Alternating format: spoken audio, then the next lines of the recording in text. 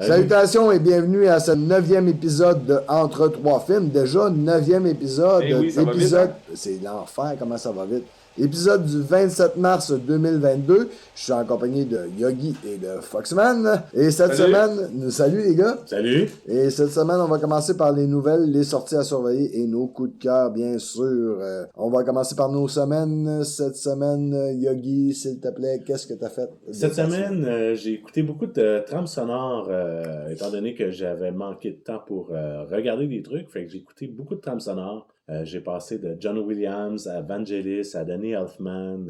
Oh, tu t'es gâté un peu. Ah, je me suis gâté les oreilles beaucoup. T'as des styles complètement différents là-dedans aussi? Oui, c'est Surtout. ça. Puis ce qui est le fun, c'est que la musique qui était là à l'époque, c'est on peut les sortir des films, puis c'est ça la grande force de ces trames sonores-là. C'est pas du Hans Zimmer. Non, c'est pas du Hans Zimmer. C'est que ça fonctionne. Exactement, ça fonctionne Wow! comme un album, puis dans le film aussi.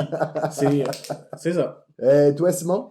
Moi, il y a un de mes amis qui est venu chez nous mardi, puis on a écouté un vieux classique de Mark Myers ensemble. Oui, c'est moi. Oui, c'est toi. Puis on a écouté Goldmember. Ensuite de ça, j'ai finalement pu mettre la main sur le pilote de la série de The Hollow, basé sur le jeu vidéo de Xbox. Puis ça vaut la peine. Oui, il y a une belle possibilité avec ça. J'attends de voir les autres épisodes, mais il y a quand même une très bonne possibilité. Ça s'annonce bien, Oh, comme oui. on pourrait dire. Moi aussi, Il y a des bons concepts de science-fiction dedans. Oui, et à part l'épisode que j'ai écouté de Austin Power avec toi, je me suis tapé 13 films de plus. Oh, 13 films T'es une machine. poche.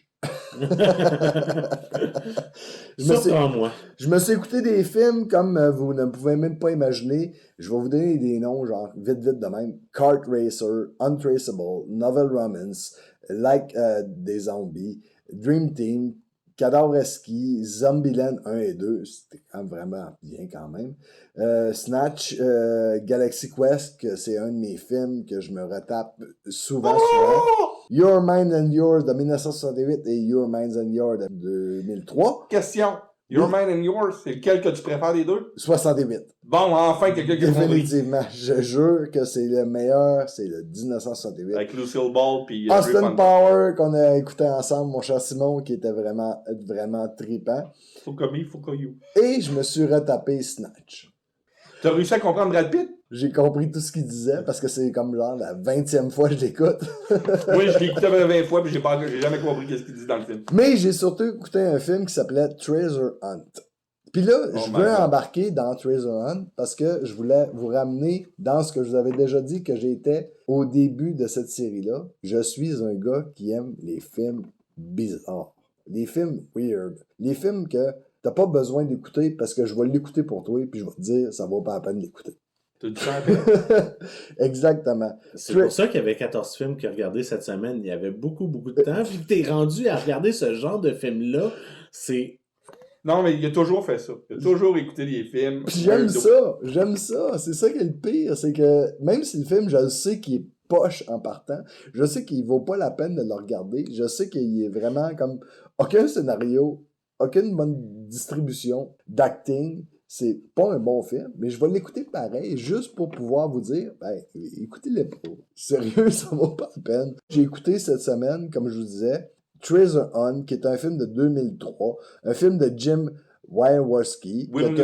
Exactement. Un nom très facile à prononcer. Que tout le monde sait que ça vaut pas la peine. Oui, parce que déjà que le réalisateur, d'ailleurs, il a fait son seul fait d'armes très connu est The Return of Swamp Thing, qui est la suite de Swamp Thing de Wes Craven.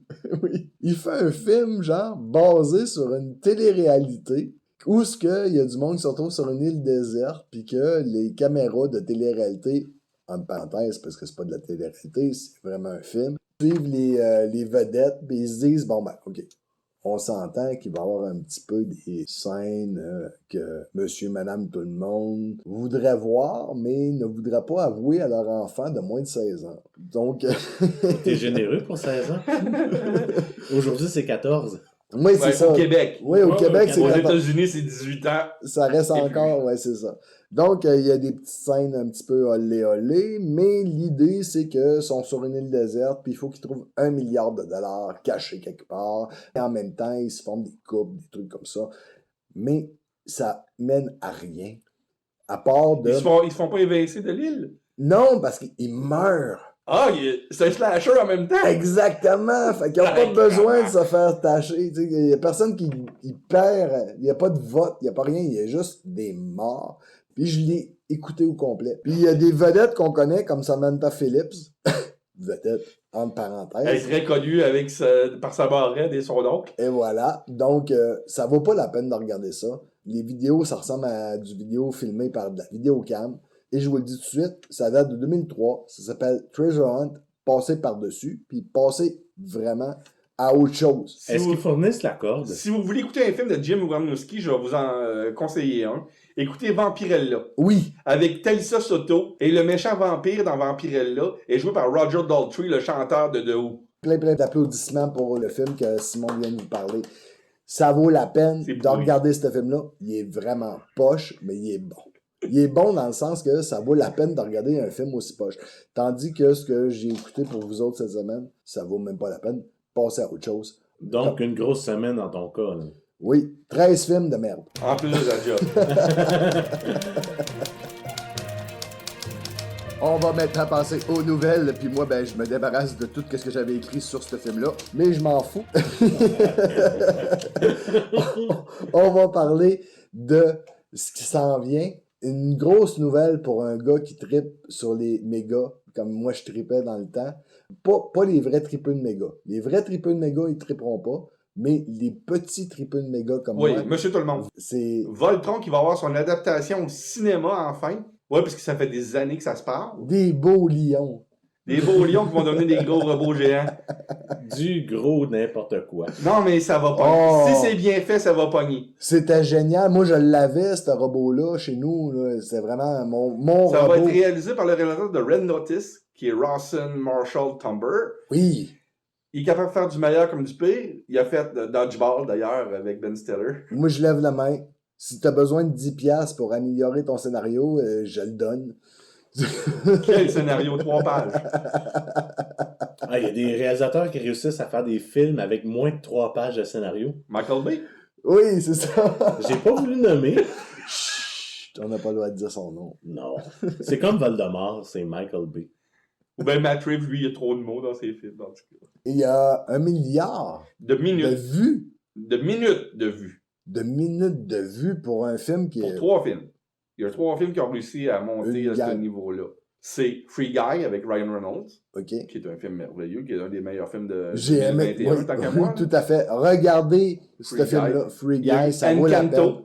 Oui, c'est bon. C'est un bon film pour la famille. Et un film, Medaya Ambition, qui se trouve être un film de Medaya, le personnage un peu comme divine, un gars déguisé en femme qui est joué par Tyler Perry, qui a à peu près une quinzaine de films à son actif. J'ai compte plus les nombres de films de Medaya qui a été faits. Qu'est-ce qui se passe avec James Bond puis Prime Video?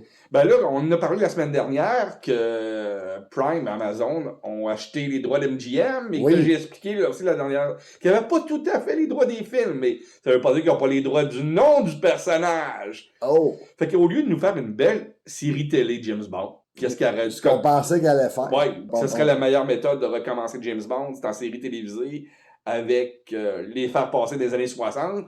Mais ils ont décidé de pas faire ça. Ils ont pris la voie rapide, la voie facile. Ils vont faire un reality show. Je m'inscris. Je vais l'expliquer c'est quoi le reality show. C'est comme Amazing Race. C'est en équipe de 2, puis tu vas avoir des épreuves physiques et mentales à faire.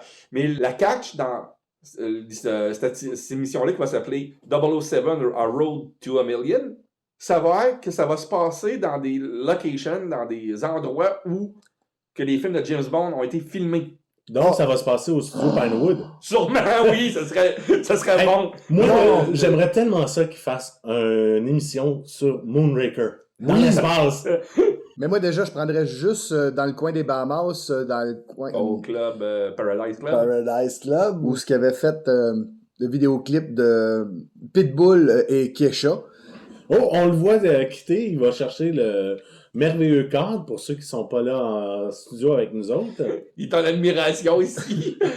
Le Stanley K Baywatch Club, où ce qu'il avait tourné la vidéo de Pitbull et Kesha. En 2008. Déjà des Bahamas. Il me semble que ça ferait une belle place pour faire une émission. Et on poursuit avec les nouvelles, donc on continue, on revient à nos affaires en parlant de Marilyn Monroe. Qu'est-ce qui se passe avec Marilyn Ben, il va y Monroe? avoir le film Blonde, le film biopic de Marilyn Monroe avec Hannah de Armas qui va jouer Marilyn Monroe. Et 17 ans et plus, Plus que 17 ans et plus, c'est NC-17. c'est rare. Ça, c'est très très rare, les films NC-17. Il y en a que quelques-uns dans l'histoire du cinéma qui ont été releasés en salle. Celui-là ne sera pas releasé en salle, à part un petit peu pour avoir des choses pour les prix. Mais ça va être diffusé à prime abord sur Netflix. OK. Mais il va être NC-17 pareil. Il y a Michelle Williams qui avait fait le rôle de Marilyn. Oui, dans qui My était- Week with Était-tu Marilyn. 17 ans plus? Non, ou, c'est un film PG-13, je pense. Exact. Mais là, ce coup-ci, le film s'appelle Blonde.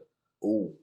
Fait que ça va être un petit peu plus... Ça va être sa vie des années 50 jusqu'à sa mort dans les années 60. Ça va être intéressant. Oui. Mhm. NC-17, Pat. Ouais, ouais. NC-17. Pour le monde qui ne sache pas c'est quoi NC-17, c'est après R et avant X. Donc, NC-17, c'est rare que ça arrive, c'est presque 18 ans et plus. Ben, Puis c'est plus que 18 ans et plus. C'est plus que 18 ans et C'est plus. considéré comme juste avant X pour les Ok. Américains.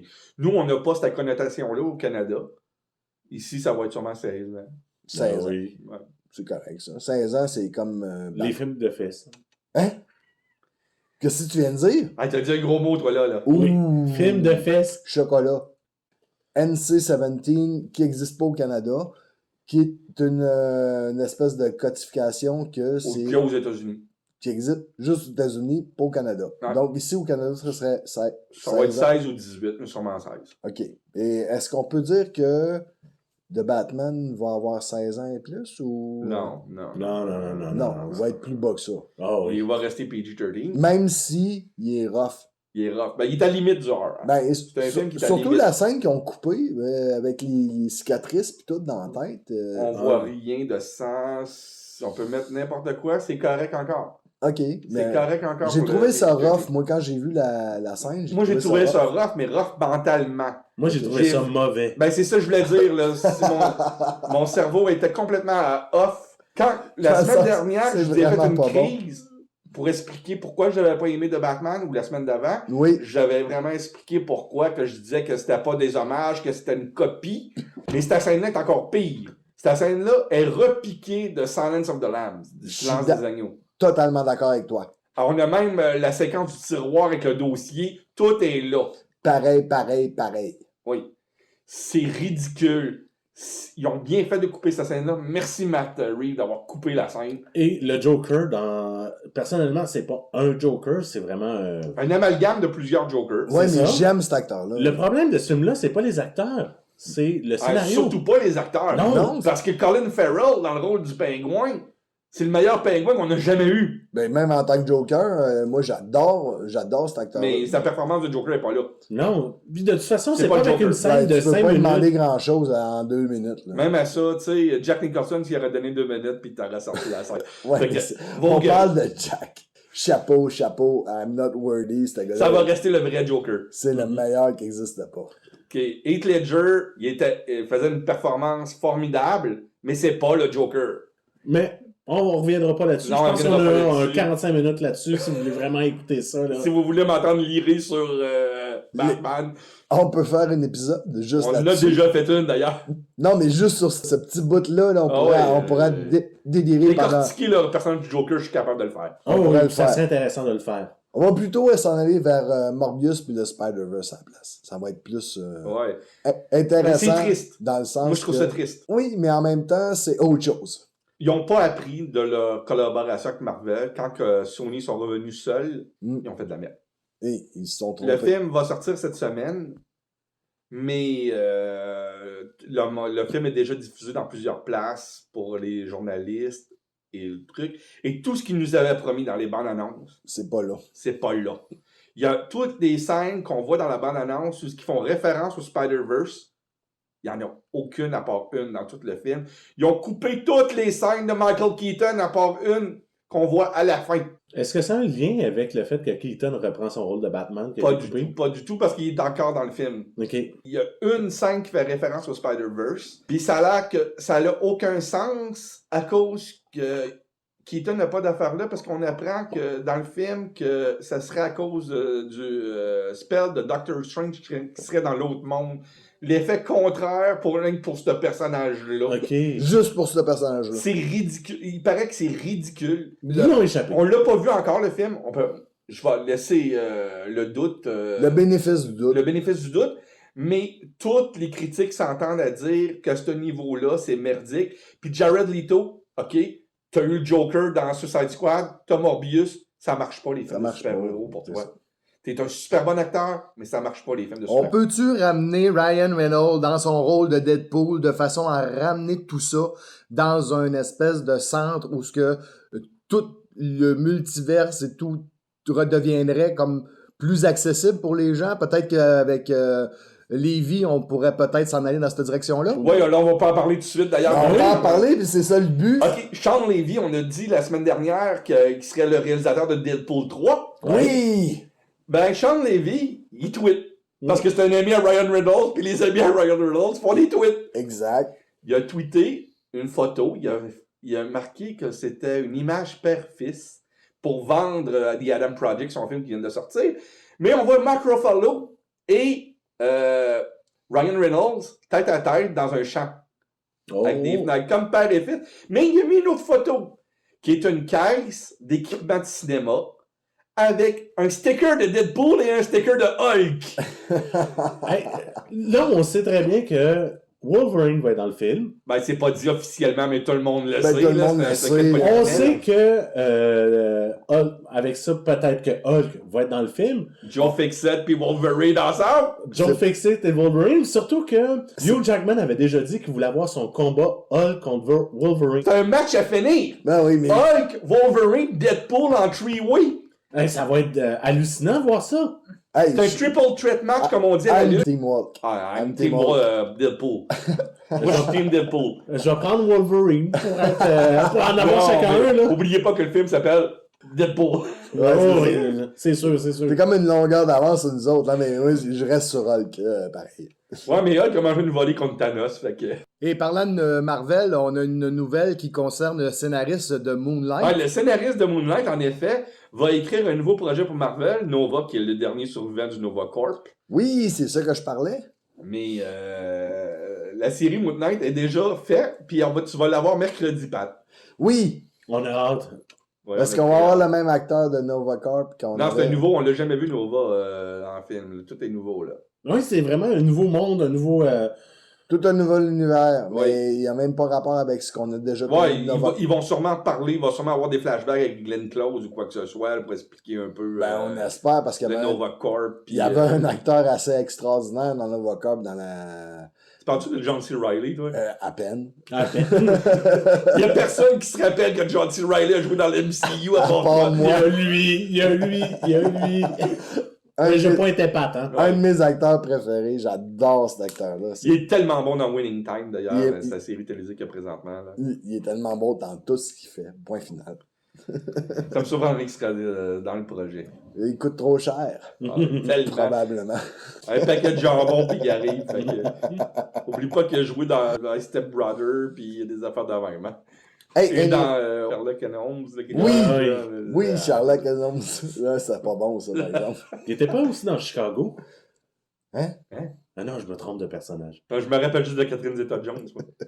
Elle est dure à oublier. Vraiment dure à oublier. Hey, parlant de dur à oublier, on a Star Trek Motion Picture qui vont être comme refaites. Ou je sais pas Enfin, trop une compris. bonne nouvelle pour les fans de Star Trek. On l'attendait-tu, celle-là?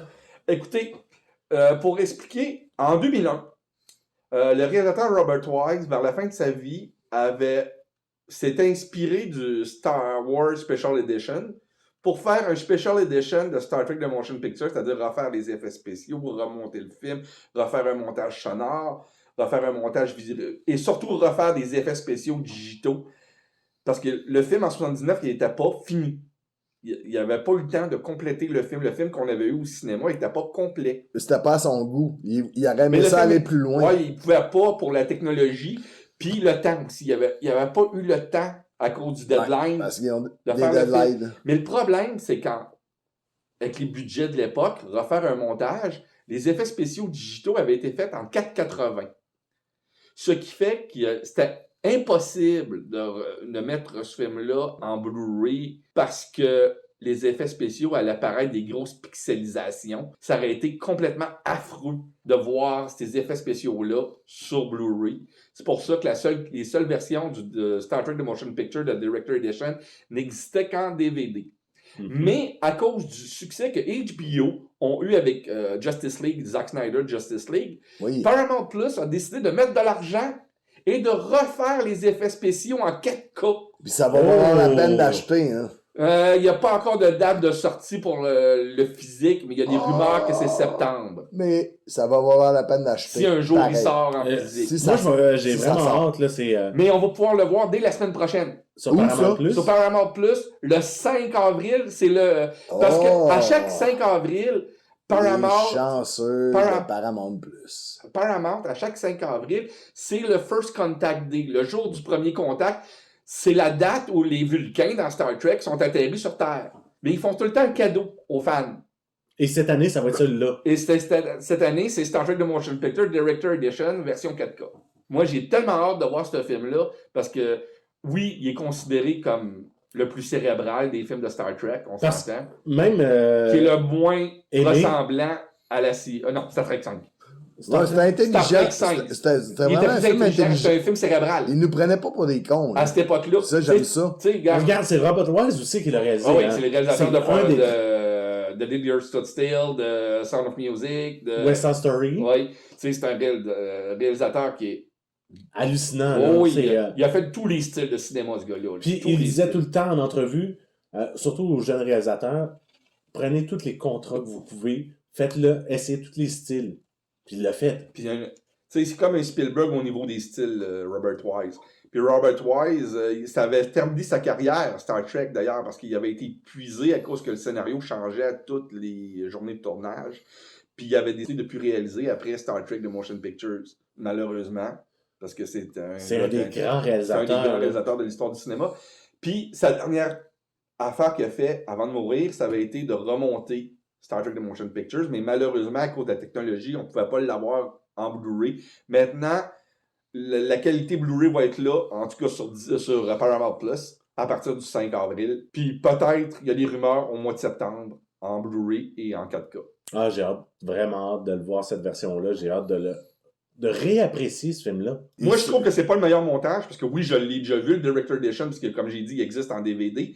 Moi, je trouve que le meilleur montage de ce film-là reste le Special Longer Edition, qui est un peu plus long que le Director's Edition, qui était la version télé, celle-là qui était disponible en VHS pendant après 30 ans en anglais, quand on achetait la copie VHS. C'était le Special Longer Edition qui est meilleur que le Director's Edition, par exemple, au niveau montage. Comment ça va être dur de mettre la main dessus, par exemple? Le Special Longer Edition est discontinué. Et tu peux l'avoir si tu achètes une copie VHS usagée d'époque, et ça commence à coûter cher, parce que le monde, ils ont compris que c'était une des meilleures versions. Donc, c'est drôle parce que depuis 10 ans environ, on a juste le Theatrical Cut qui existe. Puis ils n'ont jamais fait de restauration sur le Special Longer Edition, malheureusement. Ce qui fait que la seule manière de se procurer le Special Longer Edition, c'est en VHS ou en Laserdisc. Mais là, on va avoir le 4K qui va peut-être... Qui n'est pas le même montage. Là. C'est un 3e montage du film. Même un 4e parce qu'ils ont changé des angles à partir du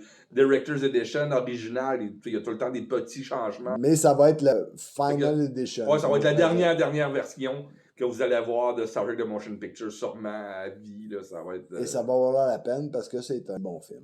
C'est un film meilleur que qu'est-ce que le monde dit. Il est meilleur que sa réputation. Il est mal aimé. Il est mal aimé à cause de la joke aussi des chiffres impairs. Oui. 1, 3, 5. C'est vrai que c'est les plus faibles. Oui. Et le 7. Le 7, Generation, il est pas si pire. Non, c'est ça. C'est en est un qui brise le moule. Ouais, mais... le 3 aussi. Le 3 avec Crouge... il est très solide. Il est solide, mais ils ont les... Mais, tu sais, le 3 est entre Wrath of Khan, le colère de Khan, et Retour sur Terre. Qui fait partie d'une trilogie. Oui, mais c'est les deux plus forts de la série, puis ce film-là, il est faible à comparer des deux autres. Alors que si on prend tous les 10 films originaux... Ah, c'est pas Nemesis, pis c'est pas Star Trek 5. Star Trek 5 est le pire film de Star Trek jamais été réalisé. Ça, c'est le film avec le frère ou le demi-frère de Spock. Là. Exactement. C'est Celle-là qui chante Row, Row Your Boat en mangeant des marshmallows. Aïe aïe. Habituellement, je passe du 4 au 6. Là. Tout le monde fait ça. D'ailleurs, c'est un des films que je suis sorti de la salle en salle. D'ailleurs, on J'ai va pas vu passer... la fin au cinéma. On va passer à autre chose. On va passer à Crazy Rich Asian 2. Oui, ils ont finalement trouvé un scénariste pour écrire la suite de Crazy Rich Asian. Je suis surpris. Je pensais que ça arrêterait. Henry Golden va pouvoir faire une rédemption sur son G.I. Joe qui était pourri l'année dernière en reprenant son rôle de Crazy Rich J'y Asian. souhaite parce que Crazy Rich Asian, la première version, ce qu'on a pu voir présentement, c'est vraiment une pause dans ce qui se passe dans l'univers. De regarder ce film-là, c'est un bon film. Ouais, mais c'est réalisé par John M. Chu. Fait que moi, je suis pas. Le gars qui va faire Play-Doh. Oui, mais c'est ça. C'est justement. Je sais pas de quoi ça va la deuxième partie, mais personnellement. Le film commence à aimé. être écrit, fait que ça va être dans une couple d'années sûrement, mais. Mais la première partie valait la peine. Oui. On s'en va avec Fast and Furious pour finir, parce Oui. qu'on va être rapide pour finir notre histoire. ce soir. Daniela Melchior, qu'on a pu voir dans le rôle de Ratcatcher de Suicide Squad de James Gunn, vient de signer pour jouer dans Fast 10. Le 10e, là. Oui. Là, avec le prix de l'essence, est-ce que ça va être en vélo? Non, mais là, on ne sait pas, ça va faire. Ça va être dans l'équipe de Cypher qui est joué par Charlize Theron ou dans la famille de Dominique. Ouh! Moi, à cause de son ethnie, à la dernière Melchior. Je pense pour Dominique. Je pense que ça va être la sœur cachée de Dominique. On a jamais eu son vu. frère dans Fast 9, son frère qu'on n'avait jamais vu. Sa 14e sœur. Ah, il va y avoir une sœur cachée sûrement, jouée par Daniela Melchior, plus jeune que eux. Ben, oubliez pas, l'important dans Fast and Furious, c'est la famille. La famille. Et est-ce qu'ils vont ramener le fait qu'elle a déjà sorti avec le personnage de Paul Walker dans une autre vie? Peut-être à l'école secondaire. Oh, ça serait mauvais. Ça serait mauvais, mais imaginez si c'est vraiment ça qu'ils font, là. Je viens de sortir le Daniela punch. Melchior est beaucoup plus jeune que les autres. Ouais, non, mais là, si tu m'amènes ça, moi, je décroche. Ben, j'ai déjà décroché, moi, des Ouais, je pense qu'en 3. En passant, j'ai vu Fast 9 cette semaine pour la première fois. Wow! Juste la première fois? Ben, ça va être la seule. OK. Fast 9 est un film pourri. Je comprends même pas comment ça qu'ils font un Fast 10. Personnellement, je pense que Fast 2 était pourri. Ben, le 2, c'est un des pires. Je comprends pas comment ça a continué. Moi, j'ai juste arrêté au 4, là. Mais le 4 est excellent. Le 4 est super bon. Tout de suite après celui de Tokyo, que j'ai adoré aussi, là. Ouais, on est les deux seuls au monde à avoir aimé Tokyo Drift. Oui. En parlant des affaires qui ont fini, Ouais. qui devraient plus continuer. Oui. L'émission? District Ah, 31, c'est fini? Non, le tournage a été terminé cette semaine, le 25 Ben, mars. ça veut dire c'est fini. Ouais, c'est c'est fini. fini. C'est fini. C'est fini. dans la canne. Il reste encore 4 semaines de It's présentation. a wrap. Continuez à écouter Au ça. poulet. C'est bon? It's a wrap. À Radio-Canada. Continuez à l'écouter. Nous autres, On le regarde. Là, Dion, peux-tu recommencer à écrire Omerta au lieu d'écrire ça, s'il vous plaît? On peut, On veut un deuxième film d'Omerta. Ou une nouvelle série? on peut savoir du monde qui travaille encore sur des films oscarisés, genre? Ah, ben, il est pas encore oscarisé. On va le savoir ce soir. Personnellement, tant qu'à avoir Luc Dion à TV, j'aimerais bien plus Avoir Roger Frappier. avoir Roger Frappier. Ben, t'as Denis juste à Villeneuve. écouter des anglais films, tu vas voir. Avec plus de cheveux. Oui.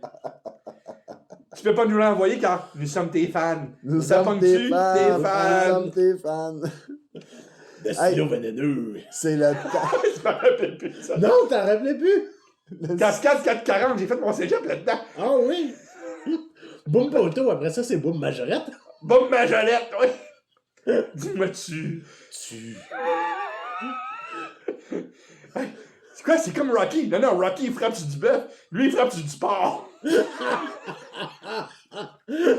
Attends. La Russie était complètement rasée. Quoi? Ça devait sortir Non. l'aftershave. Sérieusement, si vous avez pu Ding et Dong le film, gênez-vous pas. Allez voir Ding et Dong le film. Roger Frappier, excusez. C'était vraiment extraordinaire dans le style québécois. Les coups de cœur de la semaine. On va y aller avec, Avec Marc-André. moi, oui. On va y aller encore avec Marc-André pour finir cette semaine. Comme j'ai dit au début de l'émission, j'ai écouté beaucoup de trames sonores et il y en avait une que j'ai vraiment remarquée cette semaine. J'avais déjà vu le film il y a longtemps, ça me donne le goût de le revoir. C'est À cause de la trame? Oui, Juste trame la sonore. trame. Juste la trame sonore, j'ai trouvé ça inspirant et vraiment extraordinaire. C'est La planète des singes, faite par Jerry Goldsmith pour le film de 68.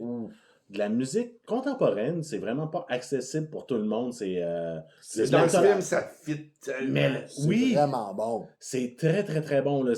On est vraiment dans un autre monde musical. On n'est Mais- pas dans du John Williams très lyrique, très mélodique. Non, mais ouvrez vos oreilles, puis assoyez-vous, puis ouvrez votre esprit. Écoutez cette trame sonore-là. C'est de la magie. C'est du bon. Oui, ben, pour revenir à cette trame sonore-là, c'est qu'est-ce que Hans Zimmer essaye de faire, Il n'a pas compris. Mais pas juste Hans Zimmer, on dirait que depuis plusieurs mais qui n'a années. jamais été capable. Il n'y a Depuis- personne qui est capable de faire ça. Non, parce que Des c'était bruits. c'est de l'ambiance sonore avant qu'on ait la technologie musicale. pour Non, le c'est faire. dans le temps que le monde était intelligent pour l'écrire. C'est pas compliqué. Oh oui. Excusez, mais... Jerry Goldsmith était intelligent. Hans Exactement. Zimmer ne l'est pas. Exactement. Puis autant Jerry Goldsmith peut faire une trame sonore aussi fly que ça, autant il va Faire faire Star Trek, les Star Trek, Exact.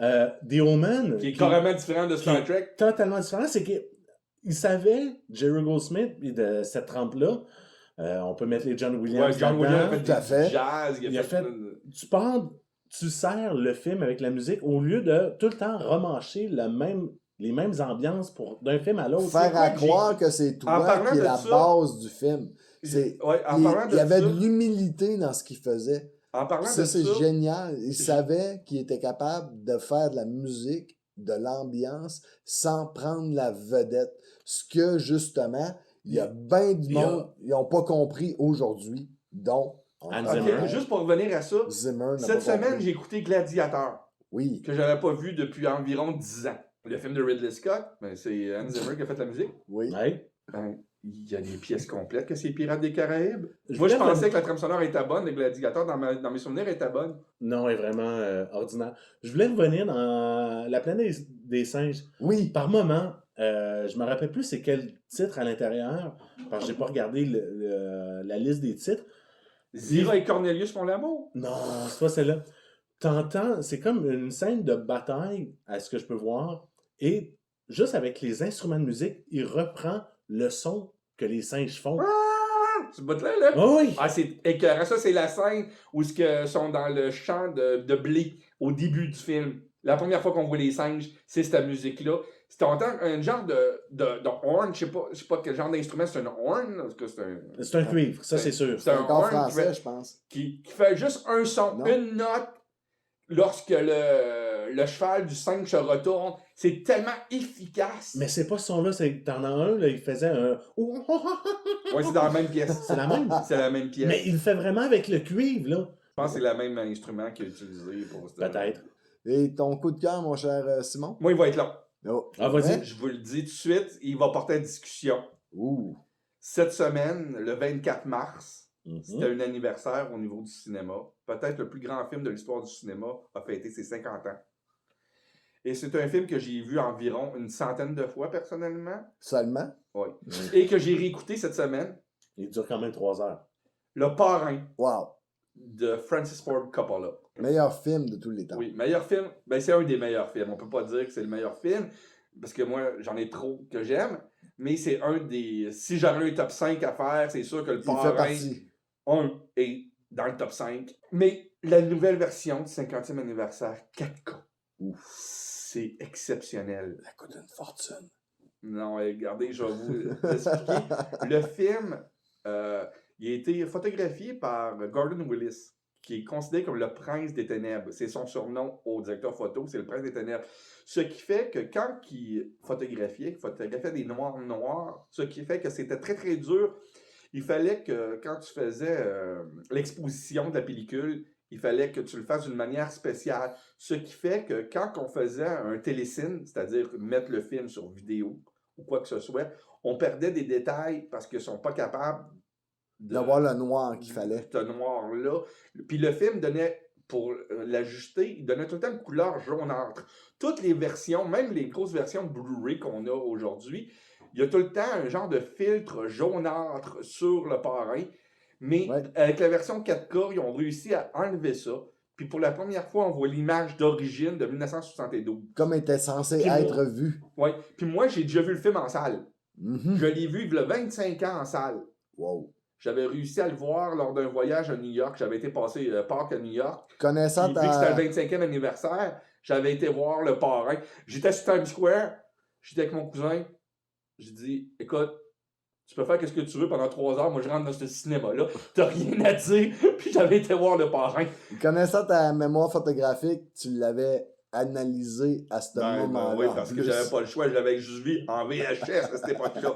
Il n'y avait pas de DVD ni de Blu-ray. Je l'avais vu en VHS. Non, parce Et que c'était en partie 1, partie 2. Les VHS, c'était un coffret en 2. Oui, il était coupé le film. Il faut vraiment que vous sachiez que Simon, il a vraiment une mémoire photographique hallucinante. Et il se rappelle de tout.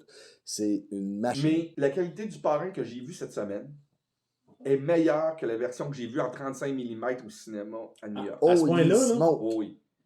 L'image est incroyable. Le son est incroyable. Tous les petits détails. Tu sais, la séquence d'ouverture, tout le monde la connaît, I Believe in America. America made my fortune. Cette scène-là, on voit juste la face du gars, puis tout est noir. Mais là, on est capable, même si c'est noir, de distinguer l'ameublement en arrière, même si c'est dans le noir total. C'est fou. Là, il est sorti présentement, cette version-là est sortie cette semaine en Blu-ray.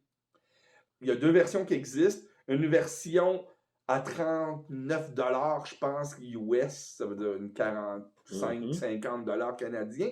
Et il y a une ultime edition à 135 $ pour les 3 films. Pour les vrais maniaques. Les 3 films restaurés. Donc, je suis... Dans cette qualité-là? Oui, mais le seul problème, la version 135 $, t'as pas Godfather 3 qu'on connaît, t'as la version Coda qui est sortie il y a 2 ans, malheureusement, parce que c'est la seule version que Coppola reconnaît aujourd'hui.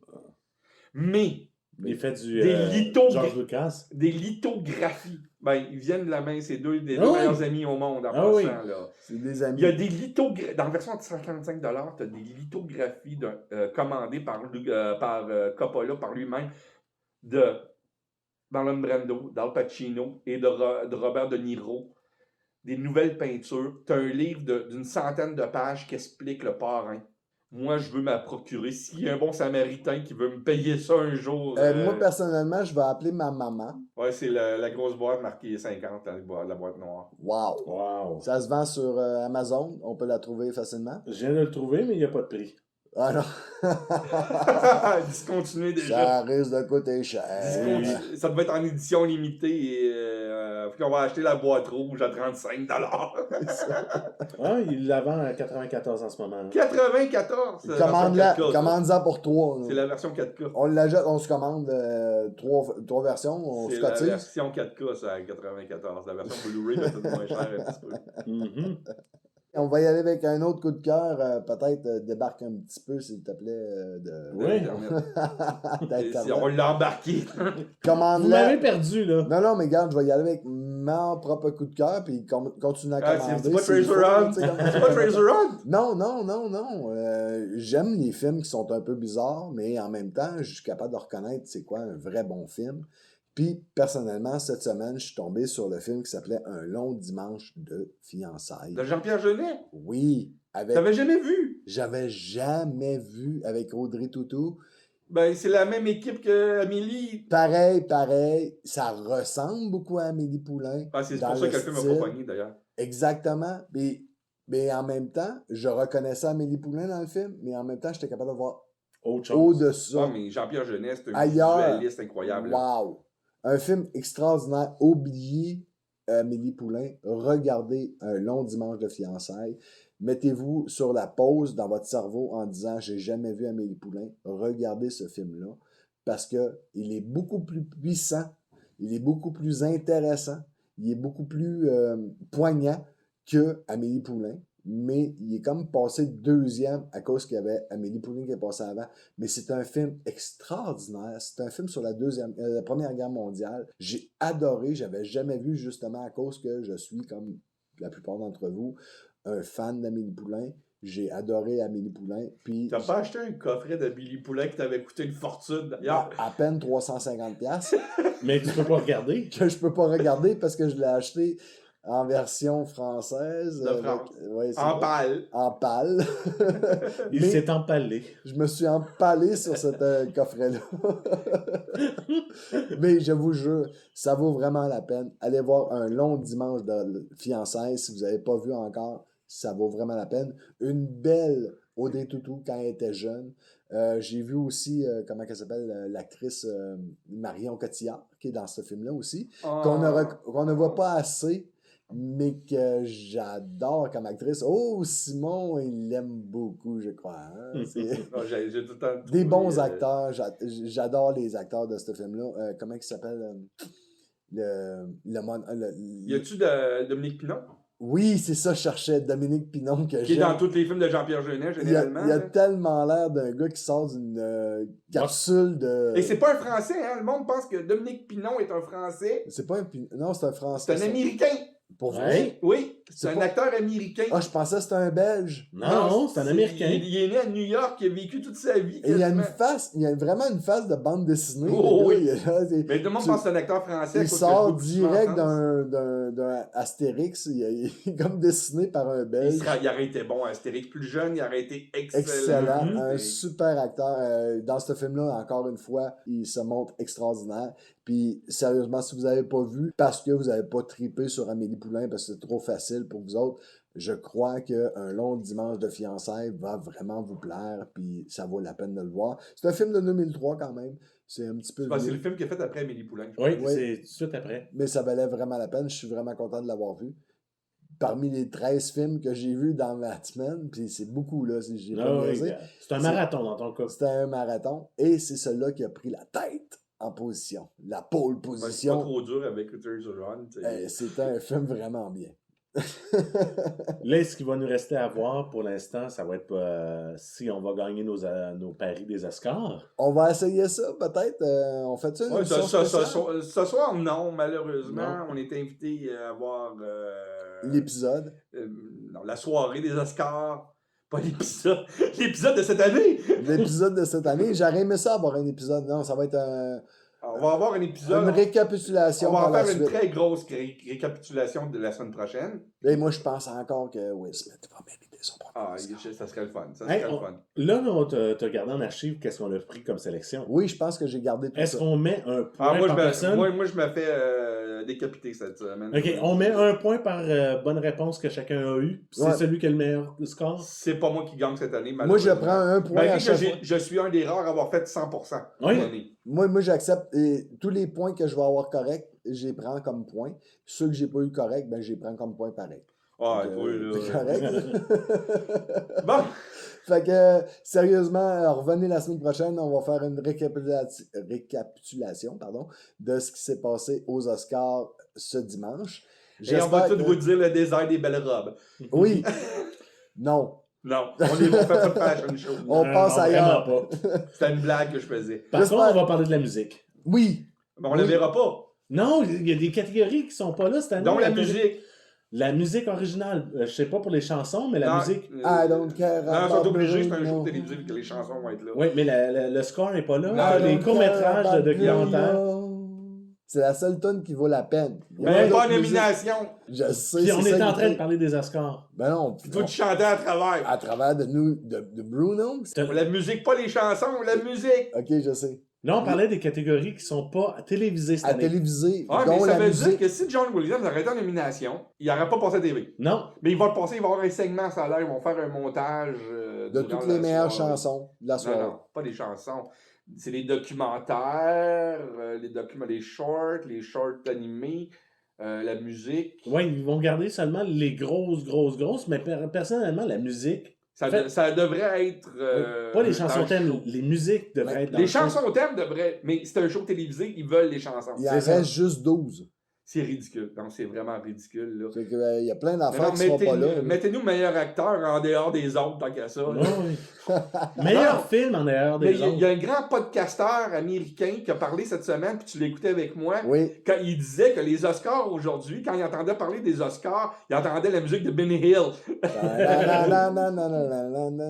À cause qu'elles sont rendues ridicules. Mais on va l'écouter pour vous autres, pour pas que vous alliez l'écouter. Exact. Ben oui. Puis on va revenir la semaine prochaine pour vous parler de ce qu'on a vécu, de ce qu'on avait déjà prédit, ce qu'on a manqué comme dans nos prédictions, puis ce qu'on a réussi dans nos prédictions pour que les gars ils me payent un Big Mac, parce que c'est moi qui vais gagner. Fait que on espère que vous avez apprécié cette On a semaine. parié à Big Mac. Et que vous Non. serez de retour. Non, vous me promettez un Big Mac anyway. Fait que vous savez pas. Mais ça va être ça. Et je dis que certaines personnes me donnaient comme surnom Mac. C'est moi le Mac. Ça, c'est à cause de ton ordinateur. C'est moi qui gagne, c'est vous autres qui perdez. C'est bon, ça? Ouais. C'est correct. Vous pouvez nous suivre sur baladoquebec.ca, Spotify, iTunes, Google Balados, Facebook, YouTube. Et n'oubliez pas de laisser un j'aime surtout sur tout ce que nous avons publié. Et si Et vous avez surtout- des commentaires aussi, on est très ouverts. Oui, s'il vous plaît, on adore vos commentaires puis on va vous répondre. C'était Entre trois films, je suis toujours DJ Patoff et en compagnie de Yogi et de Foxman. Et on vous dit À la semaine prochaine! À la prochaine! salut!